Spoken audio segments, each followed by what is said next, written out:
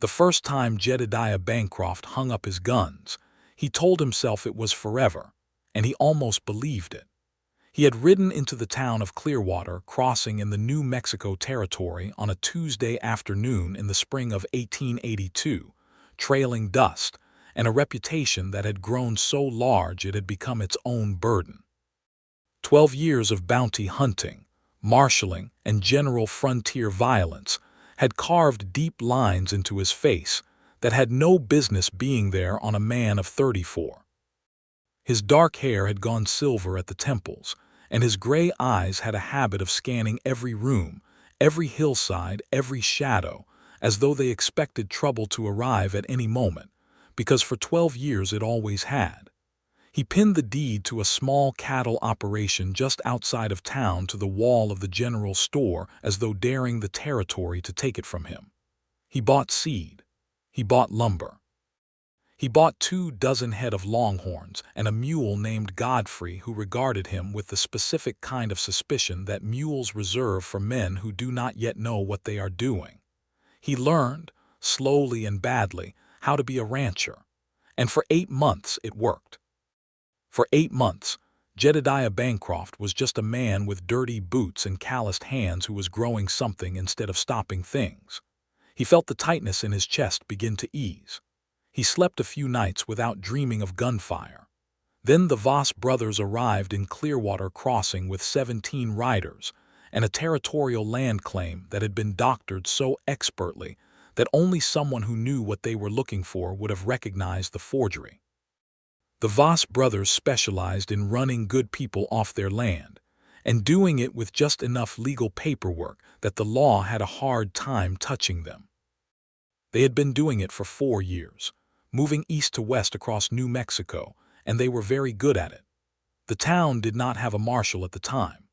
The previous one had resigned in February after the Voss brothers' advance man had a quiet conversation with him in a dark alley.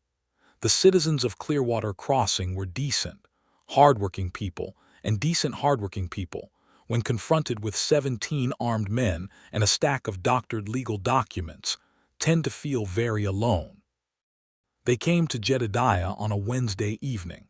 7 of them stood on his porch, hats in their hands, their faces wearing the particular expression of people who have nowhere else to go.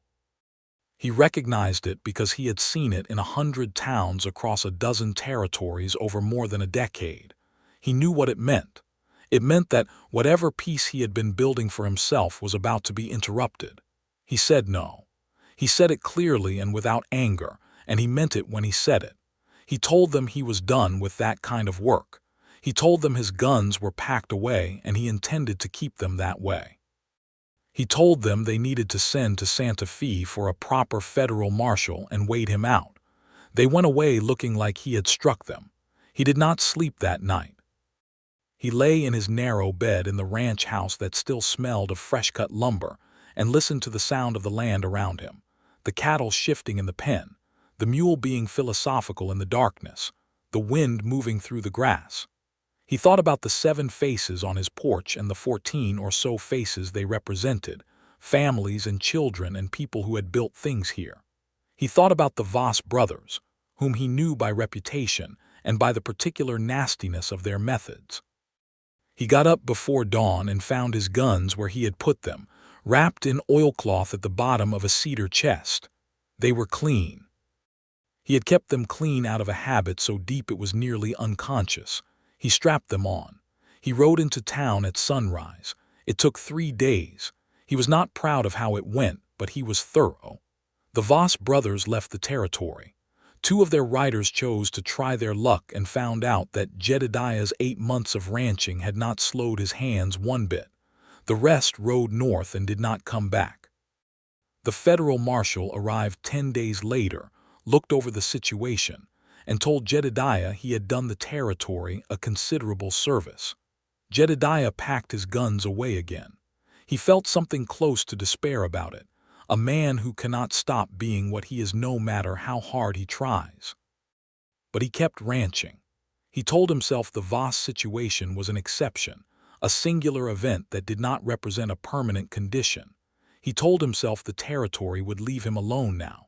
He got better at the cattle work. Godfrey the mule eventually decided to tolerate him. He learned to read the sky for weather and the ground for water and the cattle for health, and he found that there was a specific quiet satisfaction in useful physical work that had nothing to do with violence. 2 years passed. He was 36 years old in the autumn of 1884, when the stagecoach broke a wheel 3 miles outside of Clearwater Crossing and deposited its 6 passengers into the warm October afternoon to wait for help. One of those passengers was a woman named Winifred Barrett, and she was 28 years old, and she had opinions about nearly everything, and she was not afraid to express them. And Jedediah Bancroft rode out to help with the coach repair, and encountered her standing in the dust of the road examining a plant she had found in the ditch, completely unbothered by the inconvenience of the situation. She was not beautiful in the way of paintings. She was something better than that. She was vivid. She had dark auburn hair pinned up under a practical hat, warm brown eyes that catalogued everything they looked at, and the kind of hands that suggested she was not accustomed to being idle. She was wearing a traveling dress of deep green wool that had collected a good quantity of New Mexico dust, and she appeared not to care about this in the least. "This is an Apache plume," she said, without looking up at him when he reined his horse to a stop nearby. "They use it medicinally. The feathery seed heads are quite beautiful in the right light." "Yes, ma'am," he said, because he could think of nothing else. She looked up at him then, and her brown eyes took him in with the kind of directness that was unusual enough to be startling. "You must be from the town. Are you a rancher?" "I am," he said, and felt something about that word settle in his chest with more permanence than it usually did. "Good," she said. "A rancher is useful. Are you any good at fixing wheel axles?" He was, in fact, reasonably good at it. He had learned a great many practical things in 12 years of frontier life. He climbed down from his horse and helped the driver and the other male passenger wrestle the situation back to something functional, while Winifred Barrett sat on a rock in the shade and made notes in a small leather journal she produced from her bag. He found himself wondering what she was writing. When the coach was ready to continue, he rode alongside it into town because the driver asked him to, in case the temporary repair did not hold. It held. Winifred Barrett descended at the hotel in Clearwater Crossing and thanked him with a nod that was brisk and genuine at the same time. "What brings you to Clearwater Crossing?" he asked, because he wanted to know, and because if she climbed through that door he suspected he would spend the next 3 days wondering. She looked at him with slight surprise, as though she had not expected him to be curious. "My brother has a mercantile here. I've come to help him establish it properly. He's not organized." She said this with the fond exasperation of a sister who had been managing someone her whole life. "I intend to stay until it's right." "How long do you think that will take?" he asked. She considered this with serious attention. "At least 6 months, possibly longer. He's very disorganized." She disappeared inside the hotel, and Jedediah rode back to his ranch feeling something he had not felt in years. Something light and inconvenient and impossible to name precisely, though he was fairly certain it had a name, and that name was trouble of the best possible kind. Her brother was Thomas Barrett, a good-natured man of 32 who had the organizational skills of a cheerful tornado. He had opened the mercantile 4 months prior and run it with genuine friendliness and complete administrative chaos. Goods were stacked in no particular order. Ledgers were approximate at best. Suppliers were paid when Thomas remembered them, which was not always timely. He was beloved by everyone in Clearwater Crossing for his warmth and his credit and his willingness to listen to anyone's problems, and he was driving his supplier relationships directly into the ground. Winifred arrived and began, quietly and efficiently, to fix all of this. Within a week, the mercantile had a system. Within 2 weeks, the ledgers made sense. Within a month, Thomas Barrett's suppliers were getting paid on schedule, and the mercantile was running well enough that Winifred had time to walk through town in the mornings and observe things. She observed things with an intensity that Jedediah found genuinely remarkable. She noticed the way the soil changed on the southern edge of town. She noticed that the widow Hennessy's goats were getting through the fence on the east side and eating the Fletcher family's kitchen garden. She noticed that the general store was ordering more lamp oil than the town could possibly use, which suggested someone was reselling it at a markup, and she mentioned this to Thomas, who mentioned it to the right people, and the problem was quietly resolved. Jedediah noticed her noticing. He began to find reasons to be in town more often than was strictly necessary for a ranching operation. He needed supplies. He needed to speak with Thomas about a bolt of canvas. He needed to ask the hotel proprietor about the condition of the East Road. These were all plausible reasons that he constructed with an ingenuity that he found slightly embarrassing. He encountered Winifred in the mercantile on a Thursday morning in November, 3 weeks after she had arrived, and she was up on a ladder reorganizing the top shelves because Thomas had restocked them wrong, and she was muttering to herself in a tone of affectionate irritation about her brother's inability to put things in alphabetical order. "May I help with anything?" Jedediah asked. She looked down at him from the ladder. "Can you read?" "I can," he said. "Then you can read out the labels on those tins to me and tell me which ones Thomas has put in the wrong place, because from up here I can see at least 4. He did this. They worked together for half an hour, and by the end of it they were talking about something else entirely, about the way the weather had been dry and what that meant for the spring grass, and whether the eastern ranchers were going to have trouble with their water rights again. She knew a surprising amount about water rights for a woman from St. Louis. She said she had made it her business to understand the issues of whatever place she was living in, because ignorance was a luxury she had never been able to afford. "What does that mean?" he asked. She climbed down from the ladder and dusted her hands on her apron, and she looked at him with a directness that he was beginning to recognize as simply how she operated. "My father died when Thomas and I were young," she said. "Our mother was capable, but the world does not make things easy for capable women without resources. I learned early that understanding how things worked was the best protection I could give myself and my family." "That's a hard lesson for a young person," he said. "Yes," she agreed without self-pity, "but it was an honest one." He walked her back to the hotel that evening because the sky was turning dark and the autumn wind had a bite to it, and they talked the whole way about the territorial politics of New Mexico, which were complicated and contentious, and gave them a great deal of material. At her door, she said good evening and went inside, and he stood in the street for a moment feeling like a man who has just walked out of a warm room and is only now registering how cold it is everywhere else. He invited her to the ranch the following Saturday. He phrased it as an invitation to see how a cattle operation ran, because she had expressed curiosity about the economics of ranching, and he presented it as purely educational, and he is fairly sure she saw right through this but chose to accept it anyway. She arrived on Saturday morning with Thomas, who had agreed to drive her out in the small wagon, and who spent the journey telling Jedediah about his plans for the mercantile, while Winifred sat beside him on the seat and watched the landscape with focused attention.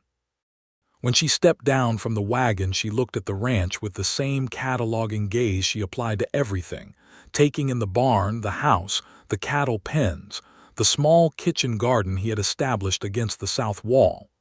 "You planted sage along the fence line," she said. "It keeps the deer back," he said. "Mostly." She walked along the fence, looking at everything, and he walked beside her, and Thomas wandered off toward the barn to look at Godfrey, with whom he immediately established a rapport, as cheerful people sometimes do with difficult animals. The morning became afternoon.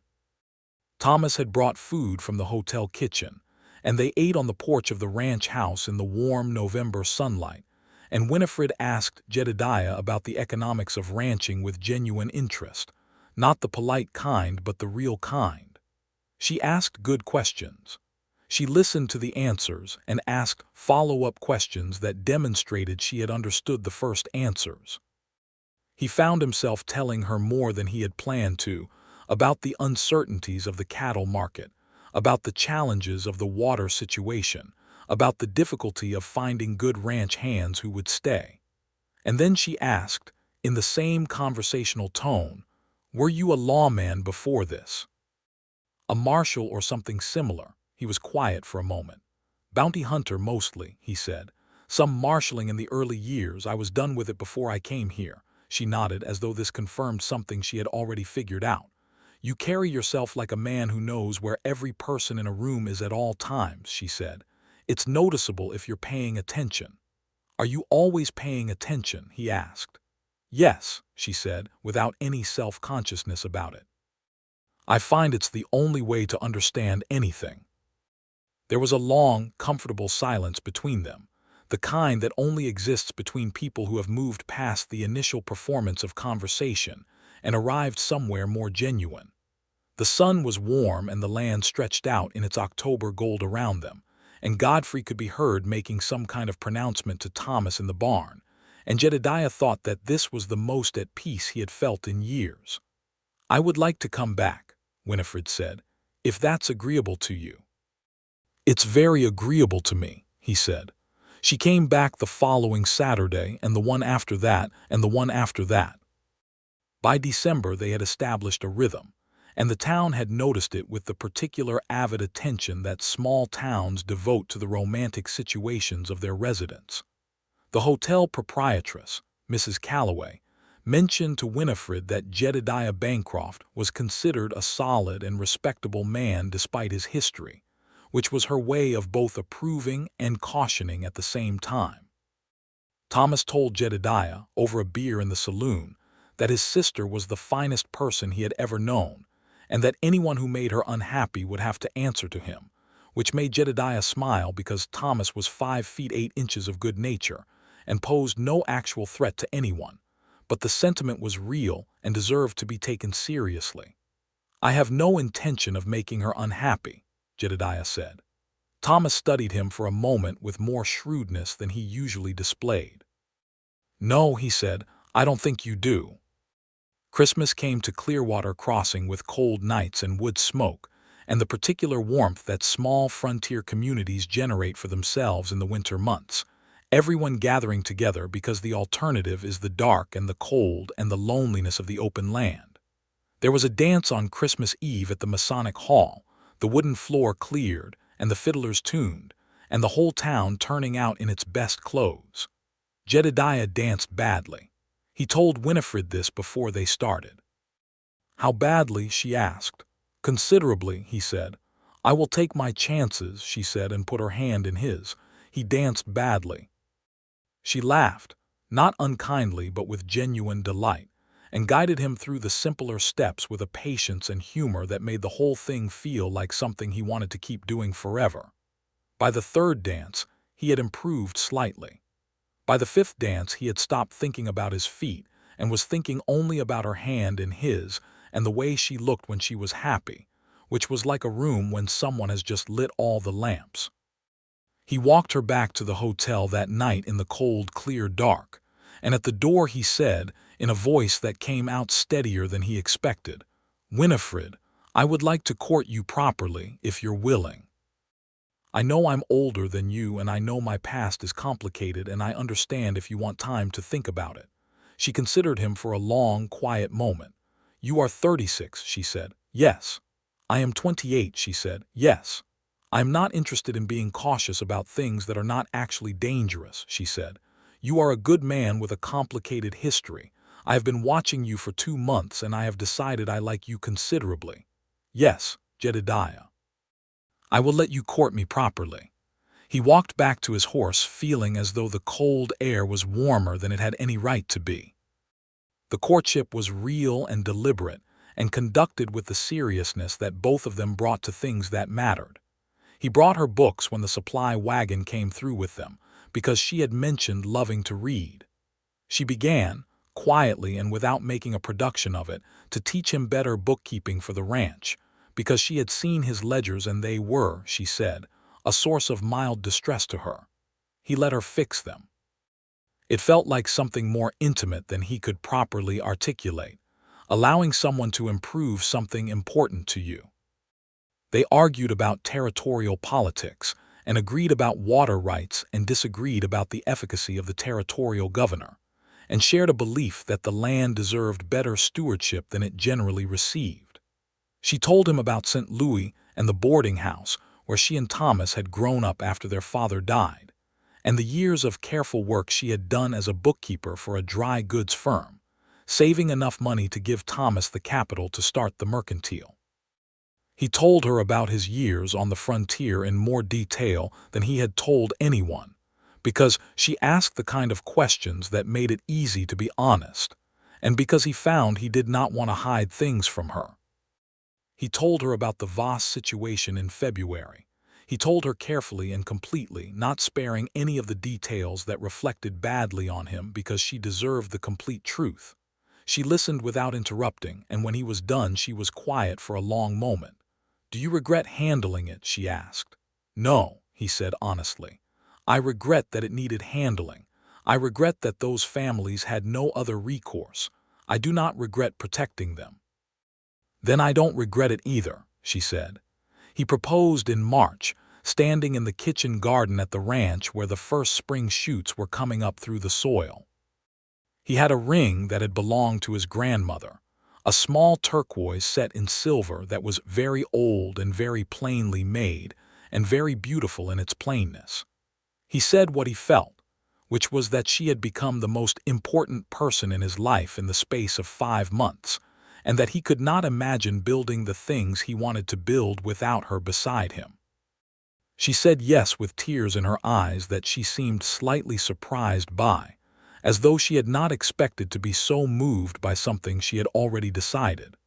They were married in April 1885 in the small church in Clearwater Crossing, with Thomas walking her down the aisle and Mrs. Calloway dabbing her eyes in the front pew and Godfrey, the mule, making some distant commentary from the direction of the ranch that was probably positive. The celebration afterward was the kind that small towns do well, everyone contributing food and the fiddlers playing until nearly midnight, and the whole community feeling that something good had happened in their midst. Winifred moved to the ranch. She brought her books and her journals and her absolute systematic organization, and within 2 weeks the ranch house had a logic to it that it had been missing, and the ledgers were a thing of beauty, and the kitchen garden had been doubled in size. She also brought a determination to understand the cattle operation completely, which she pursued with the same focused intelligence she brought to everything, asking questions until she knew as much about ranching as Jedediah did, which took her about 4 months. They were happy. There is no other word for it.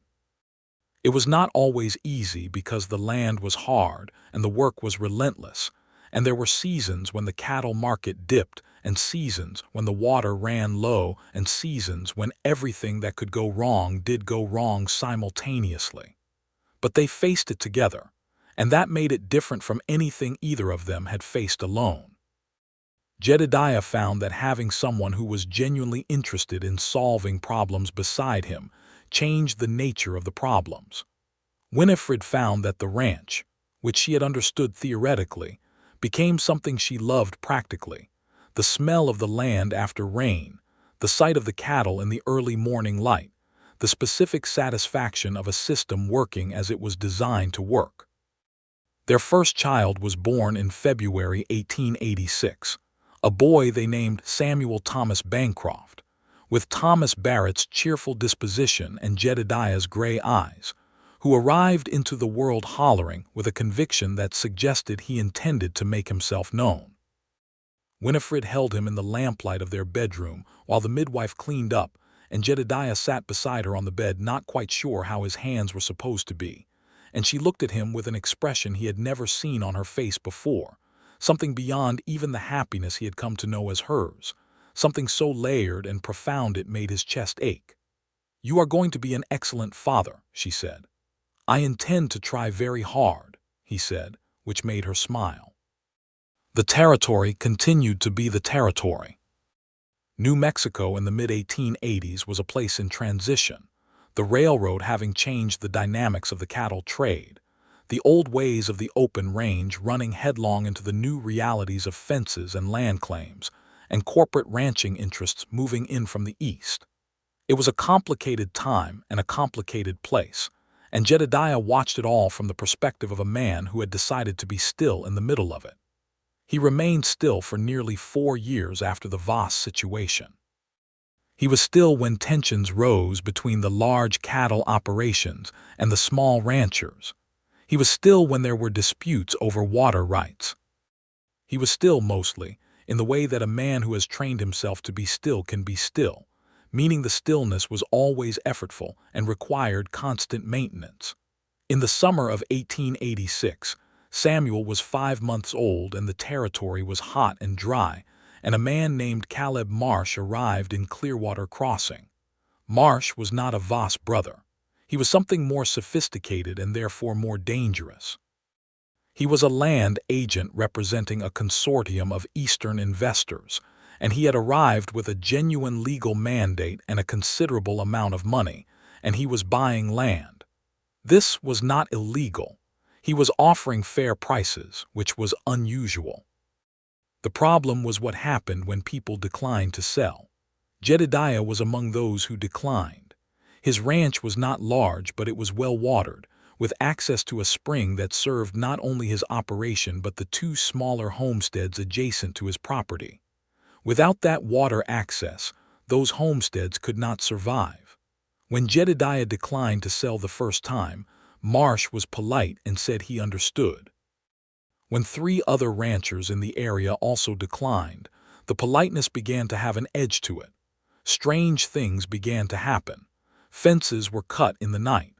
One of the adjacent homesteads found their well had been contaminated with something that killed their livestock. The homesteader, a young man named Pete Collier who had been there 2 years and had a wife and infant daughter, came to Jedediah in a state of barely controlled panic. "I cannot prove it was Marsh's men," Pete said, "but there is nobody else who benefits." Jedediah looked at him for a long moment. Then he looked at Winifred, who had been listening from the kitchen doorway with Samuel on her hip, and an expression that he recognized as the one she wore when she had already worked out the answer to a problem and was waiting for him to arrive at it himself. "You are going to have to deal with this," she said, not as an accusation. As a statement of fact from someone who understood exactly who he was. "I know," he said. "Not the way you dealt with the Voss brothers," she said carefully. "This man is operating legally. You need to work within what is available legally." "That is a more complicated kind of dealing," he said. "I know," she said, "but you are capable of it and I will help you." What followed was not a gunfight. It was 3 months of the most intensive and unglamorous work Jedediah had ever done, which was saying something. Winifred wrote to every territorial authority she could identify, detailing the pattern of incidents with the precision of a woman who had kept meticulous records of every event since Marsh's arrival, because she had been keeping meticulous records of every event since Marsh's arrival. She had dates, witnesses, descriptions. She had a case that a court could examine. Jedediah rode to Santa Fe and spoke with a federal land commissioner, a man named Alderman Hayes who was tired and overworked but fundamentally honest, and who listened to the complete documentation Winifred had assembled with increasing attention. He also tracked down 2 other small ranchers who had sold to Marsh's consortium under what they later understood to have been duress, and who were willing to make statements. The investigation took time. During that time, Jedediah's fences were cut twice more, and once there was a fire that started in his hay barn at 2 in the morning and was caught early enough to save the structure, but destroyed a significant portion of the winter hay supply. He and Winifred and Pete Collier and his wife Clara fought the fire together in the dark, forming a line with buckets from the spring, and when it was over and the 4 of them stood in the ash-smelling dark, exhausted and blackened with smoke, Winifred looked at Jedediah with eyes that were fierce and tired and entirely unafraid. "They are trying to wear us down," she said. "Yes," he said. "It is not working," she said. "It was not working."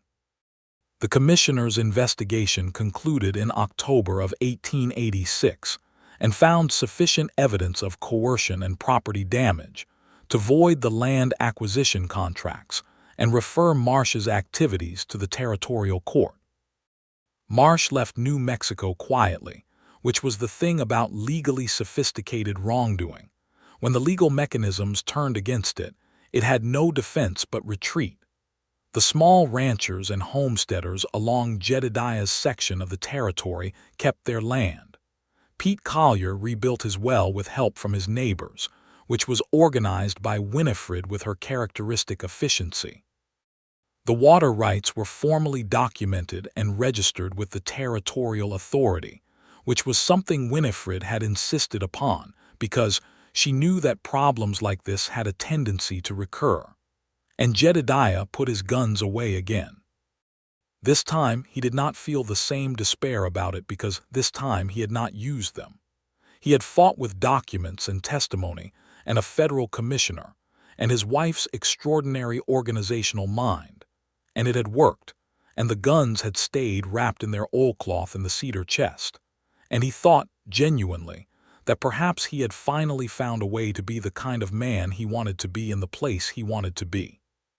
"You're proud of yourself," Winifred said one evening when Samuel was asleep and the house was quiet and the lamp was burning warm between them. "A little," he admitted. "You should be," she said. "You chose the harder path this time. The one that took more patience. That is worth something." She reached across the table and put her hand over his, and he turned his palm up and held it, and they sat there in the lamplight of their own home listening to their son breathe in the next room, and Jedediah Bancroft thought he was the luckiest man in the territory.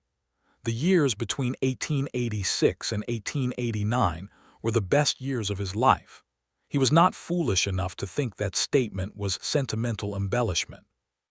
He knew what bad years felt like from long experience. He knew the texture of hard times and fear and loneliness and violence, and the years with Winifred on the ranch were none of those things. Or when they were hard in a different way. The way things that are worth doing are sometimes hard. Samuel grew from an infant into a boy of 3, with a personality that combined his mother's keen observation with his father's quietness, in a way that made him a child who sat very still in corners and noticed everything, which occasionally alarmed visitors who expected children to be louder. He began to help with small tasks on the ranch, following his father on chores with the earnest concentration of a person determined to understand how things work. In the autumn of 1888, Winifred told Jedediah she was expecting their second child. This news arrived on a morning in September when the light was golden and the cattle were settled, and the ranch had the particular feeling of abundance that good management and good seasons can produce. And Jedediah sat down at the kitchen table without quite meaning to, overwhelmed in the best possible way. "You look like you're going to faint," Winifred observed with amusement. "I am not going to faint," he said with dignity. "You went quite pale," she said. "I am experiencing a strong emotion," he said. "It is different from fainting." She laughed and sat down beside him, and he held her hand against his chest where she could feel his heart. And they sat like that until Samuel came in from outside trailing a piece of fence wire that he had been examining, and announced that Godfrey was trying to eat the sage along the south fence again. And did Father know about this? And the moment dissolved into the ordinary life that was somehow richer than anything extraordinary Jedediah could previously have imagined. Their second child, a daughter they named Clara Rose Bancroft, was born in May of 1889. A month that came in warm and fragrant with new grass. She arrived with considerably less drama than her brother, as though she had simply decided it was time and organized her arrival accordingly. She had her mother's auburn hair and a disposition that was, from her first days, characterized by a kind of calm certainty that reminded everyone who saw her of Winifred. The ranch was full and good. Thomas Barrett's mercantile had thrived under Winifred's initial organizational work and his own warm commercial instincts, and he had married a cheerful woman named Alice who had come to Clearwater Crossing as a schoolteacher, and had, in short order, determined that Thomas Barrett needed managing, and had set about doing it with an effectiveness that he seemed to enjoy greatly. Thomas and Alice came out to the ranch on Sundays often, and those afternoons became a fixture of the Bancroft family's life. The two families together on the porch, while the children played in the yard, and the conversation ranged across everything from territorial politics to the price of beef to whatever Thomas had read in the newspaper that week. Pete Collier and Clara had become close friends of the Bancrofts in the way that people who have stood in the dark fighting a fire together become close, a bond made of something more durable than ordinary social acquaintance. Their daughter Ruth was 2 years older than Samuel and had appointed herself his supervisor in all outdoor activities, a role Samuel accepted with an equanimity that suggested he was too young to know he was supposed to object. This was the life Jedediah had built, and he was aware of it with a gratitude that had become part of how he moved through each day, a background note of astonishment that things had turned out this well. Then, in the summer of 1889, the territory pulled him back for the second time.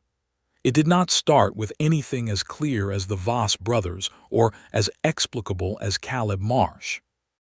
It started with something older and harder and more complicated, which was the way things often start when the territory decides it is not yet done with a man. A man named Hector Slade had been operating in the territory since before Jedediah arrived in Clearwater Crossing. Slade was a former Confederate irregular who had never fully reconciled himself to the idea that the war had ended, and he ran a crew of 7 men who specialized in what could generously be called opportunistic predation, and less generously called sustained violence against anyone they decided was vulnerable. They had been operating in the northern part of the territory, and the law had been after them with only partial success for 3 years. What changed in the summer of 1889 was that Slade moved south. He was following the railroad, which had opened new possibilities for moving stolen cattle to distant markets, and the new railroad spur that served the area around Clearwater Crossing made Slade's attention turn toward that part of the territory. The new territorial marshal, a capable young man named Douglas Fisk, who had been appointed 18 months earlier, rode out to the Bancroft ranch in July. He was 26 years old and competent, and he had read his predecessor's files, which meant he had read everything that had been written down about Jedediah Bancroft's activities in the territory over the years. He came with his hat in his hands and an expression of genuine reluctance, which Jedediah respected. "Mr. Bancroft," Marshal Fisk said, standing on the porch, "I know what I'm about to ask, and I know you have every reason to refuse me. You have retired from this kind of work. You have a family and a ranch, and by all accounts you have made something very good here. I am not asking lightly." "Sit down," Jedediah said. "Tell me about Slade." Marshal Fisk sat and told him. Slade's crew had hit 2 operations north of Clearwater Crossing in the past month. They had taken cattle and a significant amount of cash from one of the ranchers who had made the mistake of keeping his savings at home rather than at the bank. One of his ranch hands had been shot trying to resist, though not killed. The pattern suggested Slade was moving methodically south, scouting operations, and then hitting them. "I need someone who knows the terrain and who Slade will take seriously," Marshal Fisk said. "My deputy is a good man, but he is young. I have sent to Santa Fe for additional resources, but they may not arrive before Slade moves again. In the meantime, I have a responsibility to the people of this territory, and that responsibility is bigger than my pride, which is why I am here." Jedediah looked at him for a long moment. Then he said, "Does Slade know I'm here?" "Yes," Fisk said. "That is part of the problem. One of my informants tells me that Slade has specifically said he intends to avoid your section of the territory, which means he'll go around you and hit the operations on your flanks, which includes the Collier homestead and the Harrington ranch to your east." Jedediah went inside. Winifred was in the kitchen with Clara Rose, who was 2 months old and being administered to with the focused attention that young infants require. She looked up at him with the expression she wore when she already knew something was coming. "Who is out there?" she asked. "The new marshal," he said. "His name is Douglas Fisk. He is asking for my help with a situation." She was quiet for a moment, looking at their daughter. "Tell me," she said. He told her. She listened without interrupting, which was her way when the information was serious. "Pete's homestead," she said when he was done. "Yes," he said. "And if this Slade goes around us?" "Yes," he said. She looked at Clara Rose for another long moment. Then she looked at Jedediah with an expression that was complicated and honest. "I am not going to pretend I am not afraid," she said. "I am afraid. I have more to be afraid of now than I have ever had in my life, because now I am afraid for you and for them and for our children, and that is a great deal of fear." "I know," he said. "But I am also not going to pretend that Pete and Clara and their children are not our responsibility, because they are," she said. "Not in the legal sense, in the human sense. And you are the person who can help prevent what I believe will happen to them if Slade moves the way the marshal says he will." "I can help the marshal," Jedediah said. "I want to be clear about what that means. I'm not taking on Slade alone. I'm helping Fisk do his job." "Yes," Winifred said, "and you will be careful." "I will be very careful," he said, "because I have considerably more to come home to than I have ever had before." She stood up and came to him, Clara still in her arms, and she looked up at him with brown eyes that were frightened and steady at the same time. "Come home to us," she said. "That is the only thing I am asking." He cupped her face in his hand, careful of the baby between them. "I will," he said. He went back out to Marshal Fisk on the porch and said, "I'll help you. Here is how we are going to do this." What followed was not a gunfight in the romantic sense of the word. It was careful and unglamorous and required a great deal of patience. Jedediah knew the terrain of the territory around Clearwater Crossing better than Slade's crew, because he had ridden it for 4 years with the specific attention of a man who had spent his whole adult life knowing where he was. He spent 3 days riding a wide circuit, identifying the most likely approach route Slade would use based on the pattern of the previous raids, and he brought this information back to Fisk with the same precision Winifred brought to her records. Together, they laid a plan. The additional deputy from Santa Fe arrived on the 4th day, a veteran man in his 40s named Ortega who had dealt with Slade's type before. The 4 of them, Jedediah, Fisk, Ortega, and Fisk's young deputy, positioned themselves at the 2 most likely approach routes and waited. Slade's crew made their move on a night when the moon was small and the stars were very bright, which told Jedediah they had a scout who knew what he was doing. He was on the northern route with Ortega, and he heard them before he saw them, 7 horses moving in the careful way of men who are trying to be quiet and almost succeeding. What happened next was brief and decisive. Slade's crew found themselves challenged from 2 sides simultaneously, and the combination of unexpected resistance and the particular reputation that Jedediah's name still carried in certain circles had the effect of dissolving whatever courage had brought them this far. 4 of the 7 surrendered immediately. 2 broke and ran, and were caught by Fisk's deputy on the far end of the valley. Slade himself, to his credit or discredit depending on how you looked at it, tried to fight, and Jedediah disarmed him without shooting him, which took considerably more skill than shooting him would have, and was something Jedediah had worked out in the 30 seconds between identifying Slade's position and arriving there. Slade went to the territorial prison in Santa Fe in chains, along with 5 of his men. The other 2 were released with a warning that Jedediah suspected was lost on them, but that Ortega delivered with such convincing detail about what would happen to them if they returned that it may have had more effect than expected. Jedediah rode home in the dawn, dusty and tired, and with a small cut on his forearm where Slade had managed one desperate swipe with a knife before being subdued. He arrived at the ranch as the sun was coming up, and Winifred was in the yard with Samuel, who was helping her with the morning feeding of the chickens in the serious way he did everything. Samuel saw him first. He walked to the fence gate and waited, and when his father climbed down from his horse, Samuel held the gate open with the dignity of a 3-year-old who has decided that helping with important things is what you do. Winifred crossed the yard and looked at him carefully, the way she always looked at things, taking complete inventory. She saw the cut on his arm and her eyes sharpened. "It is not serious," he said immediately. "I will be the judge of that," she said, and took his arm in her hands and examined it with the efficient care of a woman who had learned enough frontier medicine to be useful, which in her case had taken approximately 2 months because when she decided to learn something, she learned it thoroughly. "You are right," she said. "It is not serious, but I am going to clean it and dress it properly." "I know you are," he said.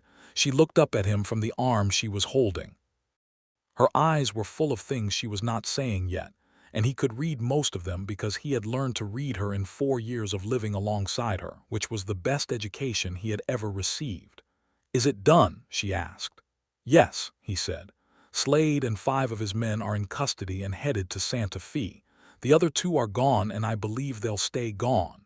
She let out a breath that she had apparently been holding for several days. "Come inside," she said. "Let me look at your arm properly, and then I want to hear everything." Samuel tugged at his father's sleeve. "Did you catch the bad men, Papa?" he asked. "Yes," Jedediah said. "The marshal and I caught them."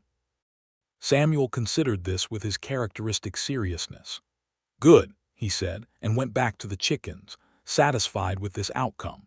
Marshal Fisk came by the ranch the following day to thank Jedediah formally, and to deliver a letter from the territorial governor that expressed appreciation for his assistance and offered, for the second time in Jedediah's acquaintance with territorial governance, some form of official appointment, which Jedediah declined for the second time. "Why do you decline?" Fisk asked, with genuine curiosity. Jedediah looked at his ranch, at the house and the barn and the cattle in the morning light, at the kitchen garden where the summer vegetables were coming in, at the yard where his children would be playing in an hour. "Because everything I want to be is here," he said. "What I did for you, I did for my neighbors and for my family, not as a job." Fisk nodded slowly. "I understand," he said, "and for what it's worth, I am glad men like you exist in the territory." "So am I," said Winifred from the doorway, where she had appeared silently with a cup of coffee for each of them. After the Slade situation, something settled in Jedediah Bancroft that had been unsettled his entire adult life. It was the knowledge, finally solid and unassailable, that he was not condemned to be what the territory had made him. He had a choice each time. He had chosen wrong once, in the sense of retreating into violence when the patient legal path was available, with the Voss brothers. He had chosen more wisely with Marsh.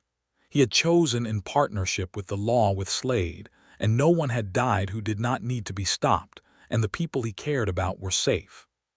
He put his guns away for the second time, and this time the finality of it felt different. Not like giving something up, like completing a transition that had been underway for years. The following year, 1890, brought changes to the territory that felt symbolic of the larger changes moving across the whole of the American West. The frontier was closing, not all at once but by degrees, the old lawlessness receding as the institutions of government and law strengthened their hold on the land. The railroad had changed everything. The fences had changed everything. The days when a man with a gun was the primary guarantor of justice were giving way, slowly and unevenly but genuinely, to something more institutional. Jedediah watched this transition with complex feelings. He had both benefited from and been damaged by the old order. He had worked within it, for better and worse. He was glad to see it pass, and he was glad that his children were growing up in the later version of it, where the answers to problems were more often law and documentation than violence. Samuel was 4 years old and had decided that Godfrey the mule was his particular responsibility in life. He would go out to the corral every morning and have what appeared to be serious conversations with the mule, who received them with the sort of grave attention that mules bring to things that interest them. And Godfrey was apparently interested in Samuel in a way he had never been interested in any adult human. Jedediah watched this relationship develop with a wonder he did not try to explain, because some things resist explanation and are better simply observed. Clara Rose had begun to walk with the deliberate caution of a person for whom falling is an unacceptable outcome, and she examined everything she encountered with her mother's brown eyes, including insects, rocks, fence posts, and the chickens, all of which she regarded with equal and thorough interest. Winifred kept a journal of her daughter's observations, because she found them illuminating in a way she could not quite articulate but did not want to lose. Thomas Barrett's mercantile had expanded by 1890 to include a small dry goods warehouse, which Thomas managed with the organizational system Winifred had installed 6 years earlier, and which had survived largely intact because Alice had enforced it with the same firm kindness she brought to all her undertakings. Thomas and Alice had a son named Henry who was 2 years old and had Thomas's disposition in its most concentrated form, which meant he was impossible to dislike and frequently underfoot. The ranch continued to grow. They acquired additional acreage to the south when an elderly rancher named Porter retired and wanted to sell to someone who would maintain the land well, and Winifred had negotiated that purchase with a precision that secured both a fair price and a guarantee of grazing rights for Porter's widow, who continued to live on the adjacent property. It was a very Winifred solution to a complicated situation, practical and just at the same time. In the spring of 1891, Winifred discovered she was expecting their third child. This time she told him in the morning over coffee, directly, with a slight smile that contained both joy and a kind of practical assessment of the logistics. "We are going to need to enlarge the house," she said after telling him. "We can add a room on the south side," he said, already thinking about it. "I want a proper parlor," she said, "not for entertaining, for the children to have space to read and study." "A proper parlor," he said. "Agreed." They built it that summer, he and Pete Collier and 2 local men he hired for the heavy framing work, and Winifred supervised the construction with an attention to structural detail that the hired men found initially surprising and subsequently entirely reasonable, because she was always right about the things she was certain about, and she was careful to ask when she was uncertain, which was the combination that produces actual competence. The third child was another boy, born in December of 1891, whom they named James Porter Bancroft, the middle name in honor of the old rancher whose land they had purchased and whose widow had become a fixture in their lives, a small and formidable woman of 72 who had opinions about child-rearing that were delivered with the confidence of long experience and received by Winifred with more appreciation than she let on. With 3 children in the house, the ranch had a different quality of life. Not quieter, certainly, but fuller in a way that Jedediah had not known was possible from the outside looking in. There was always something happening.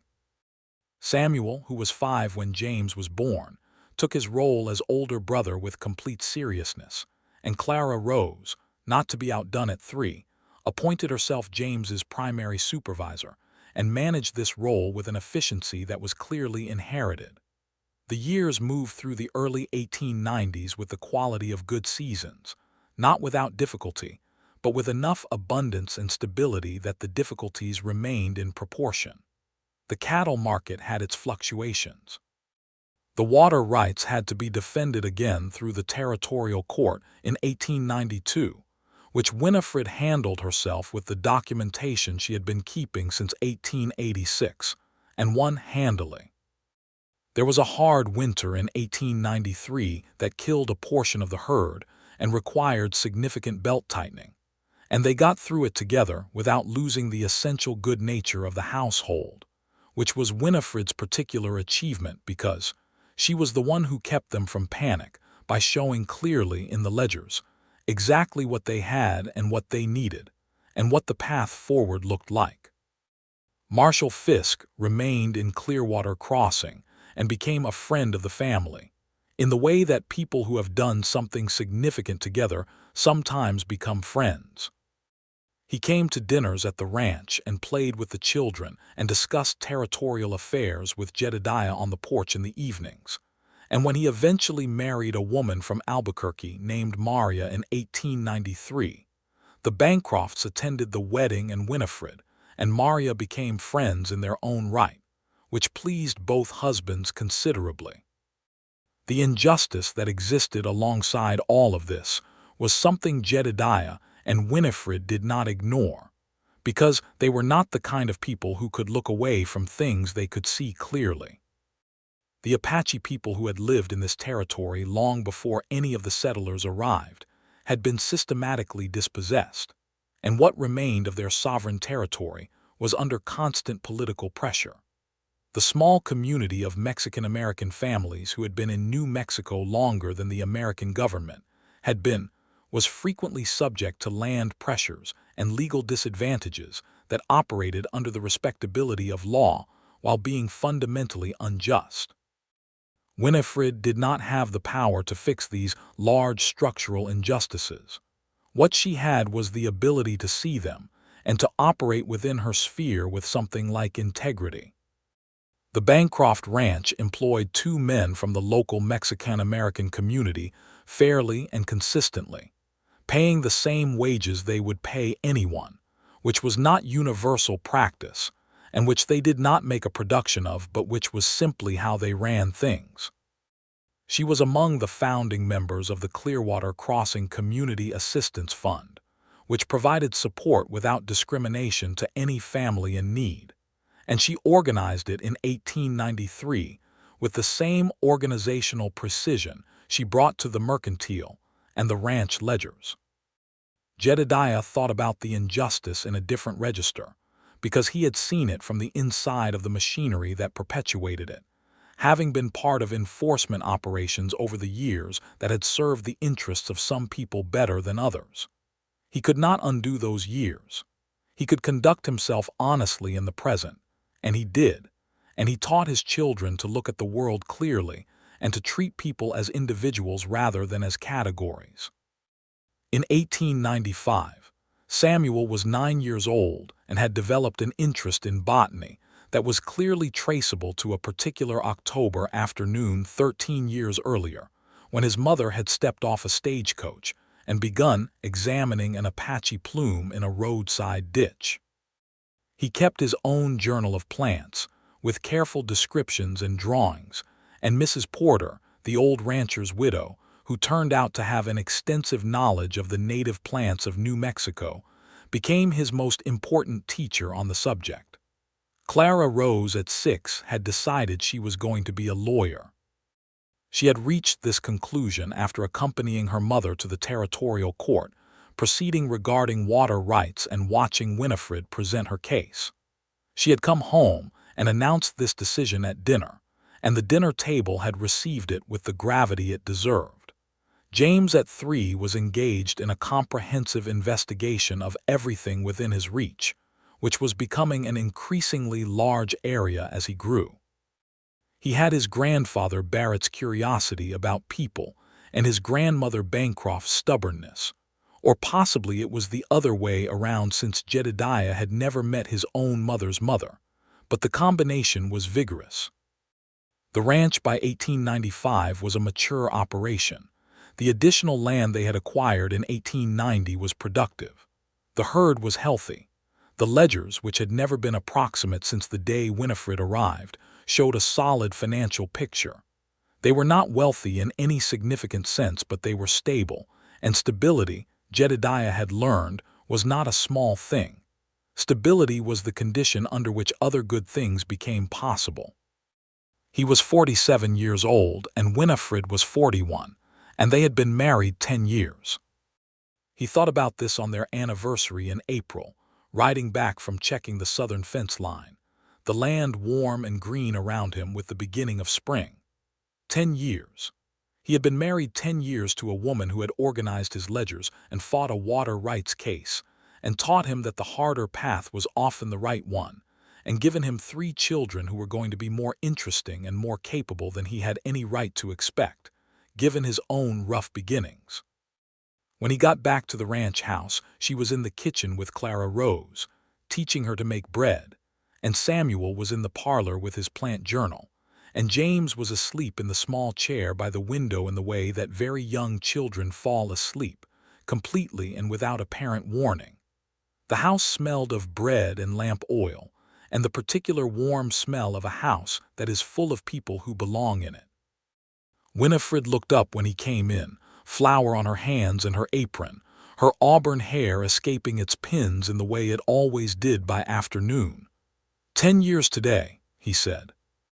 She smiled at him, the smile that was fully hers, the one he had seen for the first time in a church in April 1885 when she had looked up at him at the altar, and it had hit him with a force that he had not been prepared for despite being prepared for a great many things. "I know," she said. "Dinner will be ready in an hour. Thomas and Alice are coming." "That is a good way to spend an anniversary," he said. "I think so," she said. Clara Rose looked between her parents with the interest of a child who is monitoring an adult situation and said, "Are you going to be mushy?" "Considerably," Jedediah said, and kissed his wife on the forehead, which made Clara Rose make a sound of tolerant exasperation that was so exactly her mother's sound that both parents started laughing.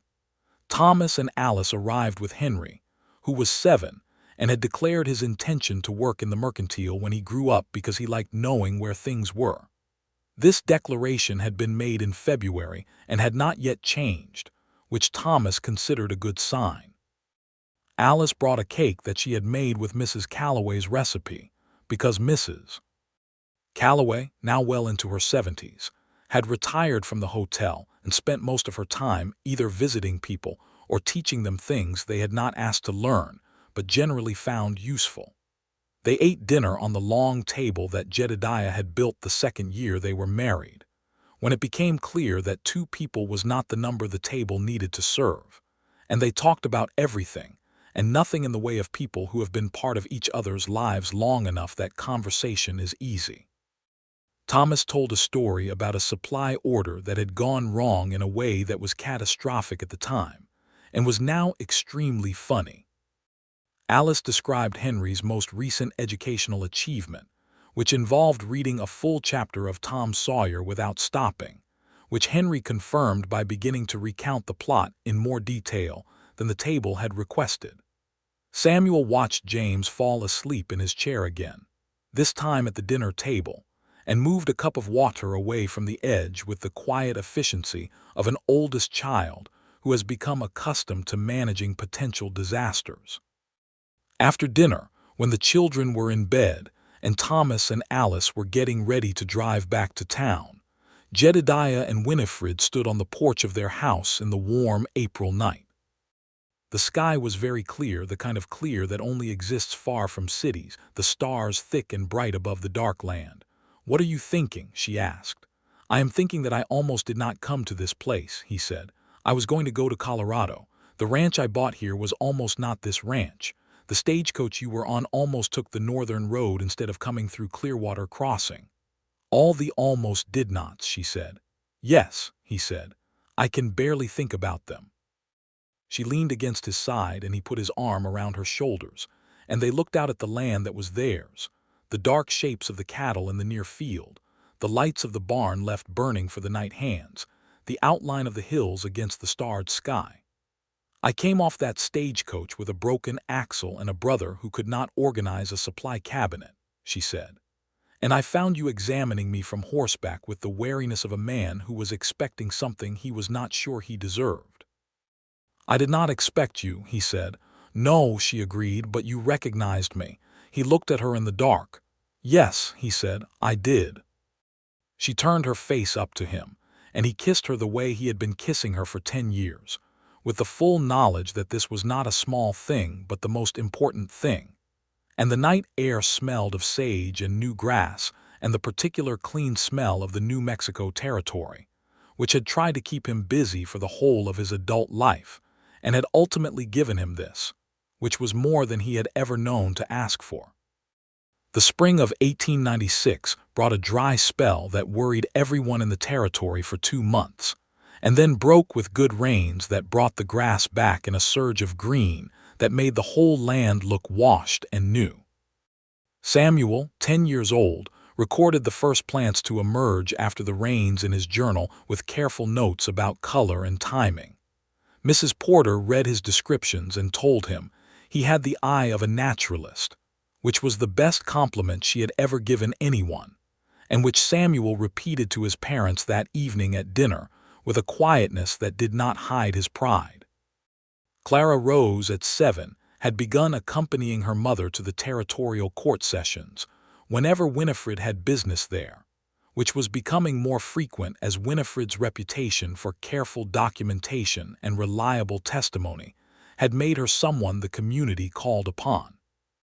She sat in the courtroom with the focused attention of someone who is not watching a performance but studying a craft, and afterward she asked her mother questions about procedure and precedent that were sharper than Winifred had expected from someone her age.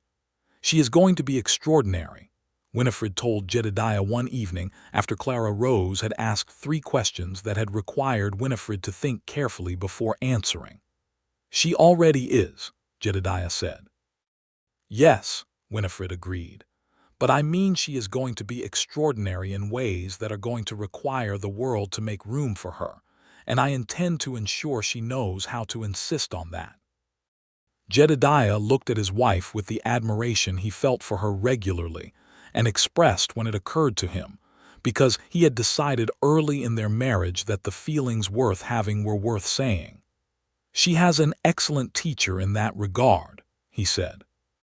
In 1897, when Samuel was 11, Clara Rose 8, and James 5, Jedediah and Winifred made a decision they had been discussing for 2 years, which was to send Samuel to the territorial school in Santa Fe for the winter term, so that he could have access to a library and instruction in the natural sciences that Clearwater Crossing's small school could not provide. This decision was made and unmade several times because the sending of an 11-year-old 3 days' ride from home was not a small thing for either his parents or the child himself. Samuel received the news of this plan with the thoughtful gravity he brought to everything significant. He asked several careful questions about the arrangements, about where he would stay and with whom, about whether he could bring his plant journal, about whether Godfrey would be cared for properly in his absence. Having received satisfactory answers to all of these, he said he believed he was willing to go. He went in September, staying with a family friend of Marshall Fisk's in Santa Fe, who ran a respectable boarding house, and he wrote letters home every week with the same meticulous care he brought to his journal. The letters described his lessons and his discoveries in the library and the other students, and the city, which he found interesting but preferred to the ranch, he said, because the sky was smaller there, which was a very Samuel way of expressing a homesickness he was too dignified to name directly. He came home in December and immediately went out to see Godfrey, who received him with a calm that suggested the mule had not been particularly worried, but was not displeased by his return. The late 1890s moved through the Bancroft household with the quality of things that are working as they are meant to. The ranch was profitable and well managed. The children were growing in directions that their parents found constantly interesting. The community of Clearwater Crossing had matured from the small, somewhat precarious frontier settlement of 1882 into something with genuine institutional permanence: a proper school, a functioning court, a bank, several churches, a library that Winifred had been instrumental in establishing in 1896. Pete Collier's homestead had grown into a proper farm, the well long since rebuilt and better than before. His daughter Ruth, at 12, was a capable and serious young person who had inherited Clara Rose's interest in the law, and the two of them were frequently found in the Bancroft parlor, arguing both sides of some hypothetical case, with an intensity that made the adults in the house simultaneously proud and slightly alarmed. Thomas Barrett, in 1898, was 50 years old and had been operating the mercantile for 16 years, and was in every measurable way a success, something that still seemed to slightly surprise him even as he understood it intellectually.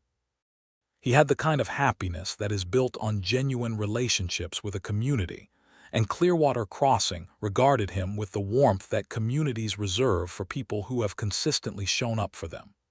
In 1899, when the century was preparing to turn, Winifred did something that she had been thinking about for several years without quite bringing herself to begin.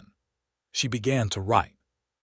Not the journals she had always kept, nor the documentation she produced for the territorial court, but something different. A systematic account of the history of the Clearwater Crossing area, drawn from interviews with the long-term residents, from court and land records, from her own decades of observation. She wrote about the development of the community, about the water rights battles, about the ways the community had organized itself in times of crisis. She wrote about it accurately, which meant she also wrote about the things that were not comfortable, about the injustices perpetuated against the Apache people and the Mexican-American families in the territory, about the way the legal system had sometimes been used as an instrument of dispossession, dressed in the language of order. She showed Jedediah the first completed section in December of 1899, and he read it at the kitchen table while the children were doing their lessons in the parlor and the winter dark came down outside. When he finished, he looked up at her. "This is important," he said. "I hope so," she said. "I want there to be a record that is honest." "There should be," he said. "There should be someone who does this." She looked at him with the directness that had not changed in 15 years of knowing her. Was it strange to read about the Voss situation? "Yes," he said, "because you wrote about it honestly, which means I look like a man who did the right thing for complicated reasons." "Because that is what you were," she said. "And the Slade situation. I wrote that you helped the marshal defend the community," she said. "Because that is what you did." He put his hand on the pages she had written and looked at the work of her thinking. "I am glad to be in the same story as you," he said. She sat down across from him and they looked at each other in the lamplight in the particular way of people who have shared a long life and are aware of the weight of it, not as a burden but as a substance, something solid and real that they have built together. "We have built something good here," she said. "Yes," he said. "And you stayed," she said. "You stayed both times the territory tried to pull you back and then you came home." "Because home is where you are," he said simply. She reached across the table and he took her hand. The new century came in on a cold, clear night in January 1900. The Bancroft family saw it in together, which meant James, who was 8, fell asleep at 11 o'clock and had to be carried to bed by his father, and Clara, Rose, and Samuel stayed up until midnight and toasted the occasion with cider that Thomas had sent out from the mercantile, and Winifred and Jedediah sat on the porch after the children were in bed and listened to the distant sound of Clearwater Crossing celebrating and looked at their land in the cold starlight. "A new century," she said. "Still the same territory," he said, but without the old complicated feeling about it. The territory had become, over 18 years, simply the place where his life was. It had tried to be more than that, a force, a claim on him, a thing that pulled him back from what he was trying to build. But in the end, he had been stronger than its pull, not by avoiding it but by working through it each time, by coming home each time, by choosing again and again the life he had built with Winifred. In the years that followed, the ranch was handed off piece by piece to Samuel, who at 22 had studied natural sciences at the University of New Mexico in Albuquerque for 2 years, and come back with a thorough understanding of sustainable land management that he applied to the ranch, with an innovation that his father found both surprising and deeply satisfying. Samuel married in 1908, a woman from Albuquerque named Eleanor who was a school teacher, and who regarded the ranch with the same initial assessment Winifred had brought to it 24 years earlier, taking everything in with careful intelligence before deciding it was something she wanted to be part of. Clara Rose studied law in Denver, one of the few women admitted to the program at that time, and she had to fight for it in ways that were neither fair nor easy. And she fought with the combination of meticulous preparation and absolute refusal to be turned aside that was so purely her mother's that Winifred occasionally felt she was watching herself at the same age. Clara Rose was admitted to the bar in New Mexico Territory in 1906 and began a practice in Santa Fe that focused on land rights and water rights, which was where the need was greatest and where her particular expertise was most valuable. James, the youngest, stayed on the ranch through his 20s, the most naturally physical of the three children, the one who had inherited his father's ability to read landscape and weather and the particular needs of cattle. He married a girl from the Collier homestead, not Ruth but her younger sister, who was named Amy and was cheerful and capable and organized, and who James loved with a straightforwardness that reminded everyone who watched them of the courtship 30 years earlier between his parents. Ruth Collier, by then Ruth Harrington having married the Harrington Ranch's son in 1905, became a territorial judge in 1912, the first woman to hold such a position in New Mexico, and the news of it arrived at the Bancroft Ranch in a letter that Clara Rose wrote describing the appointment with a joy that filled the page. Winifred read the letter to Jedediah on the porch in the autumn afternoon light, and when she finished she was quiet for a moment. "I remember her arguing cases with Clara in the parlor," she said. "She was 10 years old and already impossible to flummox." "The best ones start young," he said. Winifred's History of Clearwater Crossing was published in 1904 by a territorial press in Santa Fe, in a small edition that was distributed to schools, libraries, and territorial government offices. Marshall Fisk, retired by then and living in Albuquerque with Maria, wrote her a letter after reading it that said it was the most honest account of a frontier community he had ever encountered, and that she had done the territory a genuine service by writing it. Thomas framed a copy of the frontispiece and hung it in the Mercantile, which was by then being managed mostly by Henry with Thomas's cheerful supervision. Jedediah read the published version of the history with the particular experience of someone who appears in it. He had known she wrote him honestly, but reading it in print, in the careful prose that was entirely hers, had a different weight. She had written about his 2 retirements from frontier violence and his 2 returns to it, not as a contradiction but as evidence of a man working out who he was in relation to the demands of the place and time he lived in. She had written it with fairness and with love, and the combination was something that moved him profoundly. "You made me sound better than I was," he said. "I made you sound accurate," she said. "The rest of it is not mine to characterize." Godfrey the mule died in 1901, at what the veterinarian estimated was approximately 30 years of age, which was a considerable achievement for a mule, and which Samuel, 15 at the time, recorded in his journal with more feeling than he would have shown anyone but the journal. They buried him at the south end of the property near the sage fence line, and Samuel planted a patchy plume over his grave, which Mrs. Porter said was entirely appropriate. In 1910, Jedediah was 62 years old and Winifred was 56, and they sat on the porch of the ranch house on a September evening watching Samuel and Alina's 2 boys, 4-year-old Marcus and 2-year-old William, pursue a chicken across the yard with the focused determination of the very young, while Alina came out to retrieve them with the resigned amusement of a woman who has learned to regard the chaos of young children as an ambient feature of life rather than an emergency. Clara Rose was visiting from Santa Fe, as she did every few months, and she was sitting in the chair to Winifred's left telling her about a water rights case she was currently arguing that involved a dispute between a large railroad company and several small ranching families, and the legal strategy she was developing was complicated and interesting, and Winifred was asking good questions, because she always asked good questions. James and Amy were in the kitchen making dinner, and the smell of it was drifting through the open window, something with roasted corn and beans that James had made his own, and that everyone looked forward to when they were all together. Henry Barrett had driven out from town with his wife and their 3 children, because Sunday dinner at the Bancroft Ranch was still one of the fixed points of the community's social life 25 years after it had first become such a thing.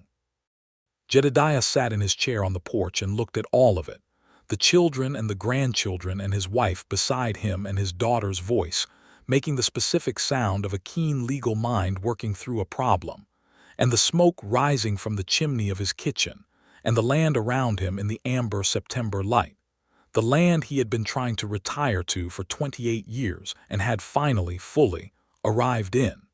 He was not haunted. He had expected to be haunted by the years of violence and by the choices he had made, and some of it did come back in dreams occasionally, but it was not the dominant quality of his inner life. The dominant quality of his inner life was gratitude, which was something he had not known how to feel when he arrived in Clearwater Crossing in 1882, a man tired of his own reputation.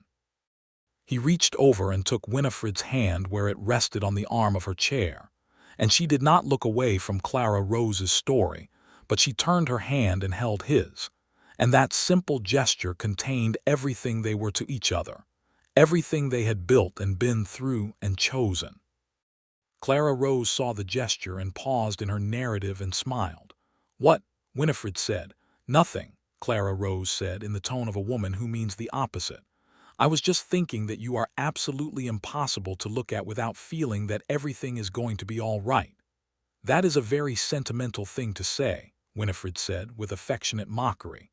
"I am occasionally sentimental," Clara Rose said with great dignity. "I keep it controlled." "You do not," Samuel said from the doorway, where he had appeared to call the children for hand-washing. "I absolutely do," Clara Rose said. The chicken had been caught. Marcus was explaining to William, with the patience of a 4-year-old, why chasing chickens was not allowed, using an authority he had clearly absorbed from his mother. William was nodding with the agreeable blankness of a 2-year-old who is listening with the part of his mind that is not already thinking about something else entirely.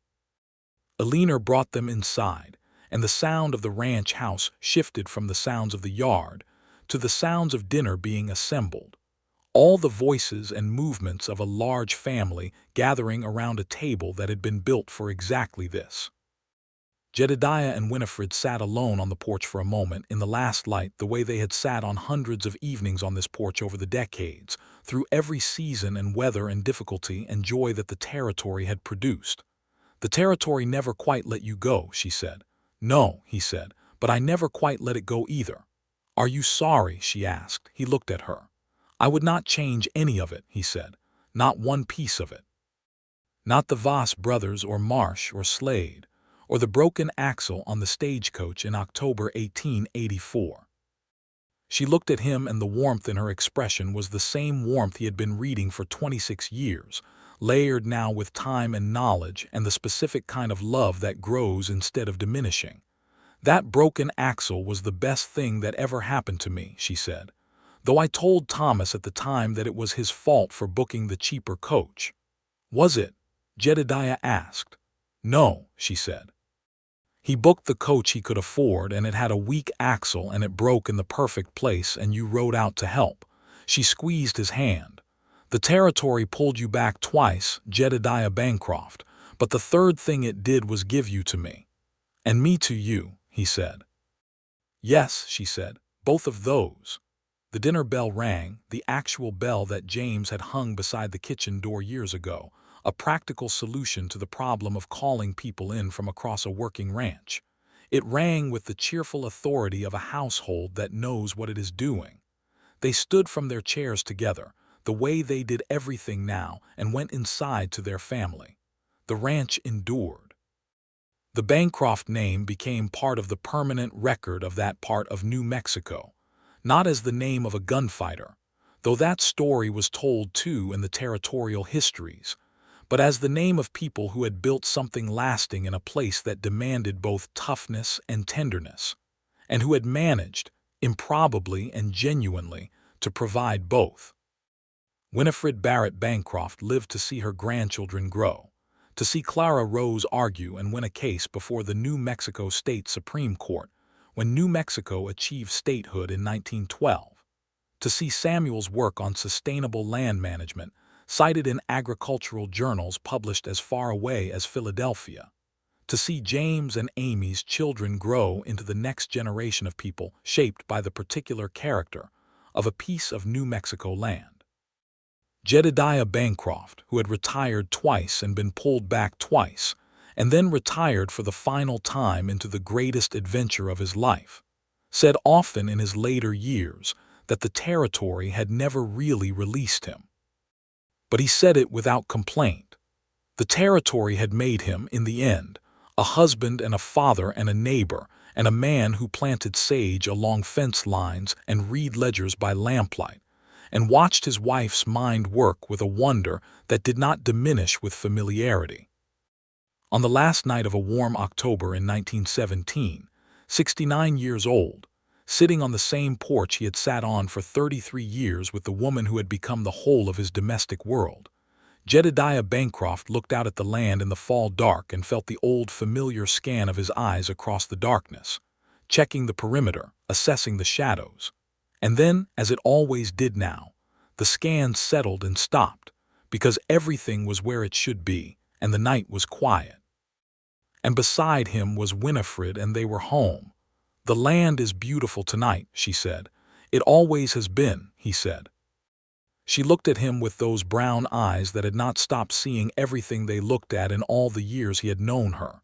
"So have you," she said. He laughed, the full, comfortable laugh of a man at ease with himself.